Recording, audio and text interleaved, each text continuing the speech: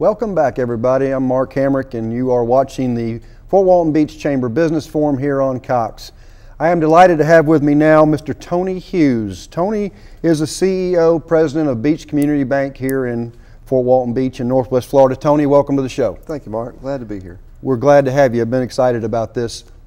We're going to spend most of our segment talking about the Doolittle Raiders coming to the area here in April, which obviously you and the bank and the chamber, along with our other partners, are and have been working very hard on a huge event. That's right. But before we get into Doolittle Raiders, let's talk about the bank, Beach Community Bank. How is the banking industry? How's banking doing? Banking is getting better, slowly but surely. Obviously, for the last 5 or 6 years, banking's been very challenging in all over the country, and especially in Florida. Very happy that we've made it through the worst of the storms and the worst of the oil spill, and we are a reflection of our customers, our customer base, and just Sure. like chamber members, it's been a challenging times, but we are seeing those rays of sunshine peek through the dark clouds now. Really, about the last year or so we have. So things are better.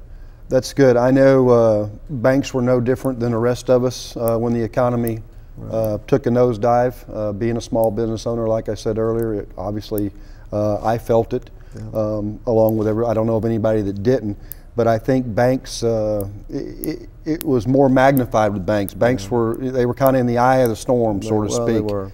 And the advantage we had being a community bank, we were not controlled by a lot of higher ups that lived a long way from Florida. So we were able to, we already knew our customers, and we were in the best position to work with them, the ones that could, to help make them through all the big storms that we had. So, speaking of that, you mentioned it, Beach Community Bank. It is locally owned and operated? Yes, it is. We're now the largest independent community bank in Northwest Florida. And how many branches do we have now? 11 locations. We're from north of Pensacola, Gulf Breeze, Navarre, Fort Walton Beach, obviously, Mary Esther, Crestview, Destin, Niceville. So we have a nice footprint in Northwest Florida. That's great. I knew you had added multiple locations over the years, and we have 11 offices altogether, and a mortgage company. That's unbelievable. Yeah, that's unbelievable. And the bank and Beach Community Bank started when? April 27, 2001. So we're about to celebrate our 12th anniversary next month. How about that? That's great. Okay, Tony, let's talk a little bit about the Doolittle Raiders. I'm going to let you do a lot of the talking because you are very involved. I know you, from a chamber standpoint, you've been really involved with our Military Affairs Committee. I know you've taken multiple trips, very involved with the military. We had the Doolittle Raiders in 2008. I'll let you touch on that. And then, so the viewers will know, Ted and some other folks went to Ohio and basically campaigned to get the Doolittle Raiders back to Fort Walton, which is where they originally started their training. That's right. Before the invasion. And we were successful in getting them here for this reunion, which was the 71st Doolittle Raiders reunion. So everybody will know, and I know you'll touch on this, we didn't find out till after we got them here for the 71st reunion that this was going to be their last reunion. That's correct. Last public reunion. Tell me about the Doolittle Raiders, your involvement, the bank's involvement, and how this is going, and what can we look forward to in April, because from a personal perspective, from me, this is huge. I mean, this is huge for our community. It's huge for our military community. We're talking national advertising. So tell us about the Doolittle Raiders, Tony. Well, of course, everyone knows the story. This was really our first offensive strike after Pearl Harbor. The nation felt a need to strike back against Japan, but the Pacific is very large, and we were very damaged. But our Navy was very damaged after the Pearl Harbor attack. And so, a Navy guy had the idea of launching these B-25 bombers off the deck of an aircraft carrier. And they tasked, at the time, Lieutenant Colonel Jimmy Doolittle to plan that mission. And there were 16 airplanes, 5 men to a plane, so there were 80 original Raiders. Unfortunately, through the war, through time, we're down to the last surviving 4. We were very honored to be the title sponsor of the Doolittle reunion 5 years ago in 2008, and that event was just amazing then, and truly thought it was going to be once in a lifetime. So when Ted called to let me know that the Chamber was going to bid on this 71st reunion, we jumped at the chance to be the title sponsor again, because how often does lightning strike twice? Do you get 2 once-in-a-lifetime opportunities to be involved with something like this? Let me ask you a question, interrupt you for 1 second. In 2008, how many Raiders were here for that reunion? I believe there were 9. There were 9. I believe there were 9 alive. I think we might have had 8 at the present. And in fact, I think we've got some pictures we'll show in just a minute of a reception we had at the bank.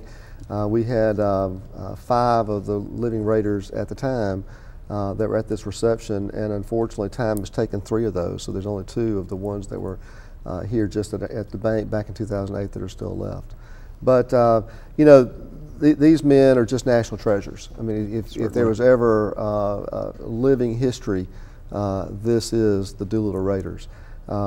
So they're coming back to Fort Walton Beach. They did announce after the Fort Walton Chamber had secured them for this reunion, they decided that with 4 left, the oldest is 96 and the youngest is 92. So some many years there of age and experience. But they decided this would be it. And so it became officially the final tribute to the Doolittle Raiders, and really this is the last opportunity that our nation will have to say thank you to the courage of what these men did. The results of the raid, it was not it was certainly a successful mission. Frankly, the damage that was done to Japan was minuscule compared to the damage that Japan did to us in Pearl Harbor. But what it meant to the nation from a psychological standpoint, that we were not powerless to strike back. And what it forced Japan to do from a military standpoint, they now had to protect their own homeland, which took men away from the offensive actions that they were conducting against us.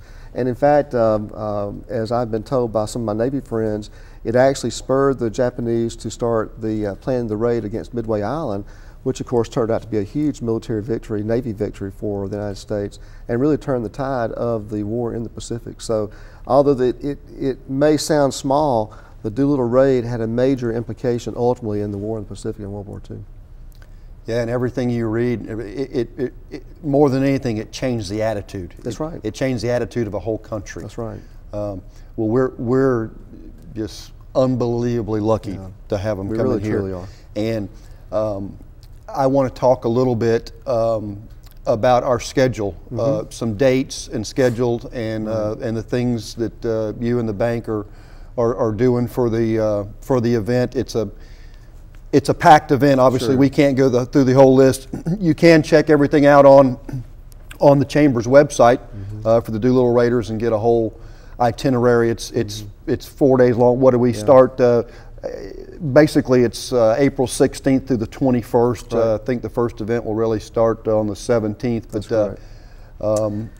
tell us a little bit about what we got going on. Hit some highlights. We've got a couple minutes left, so hit some highlights if you would, Tony. Sure thing. Well, again, Wednesday the 17th.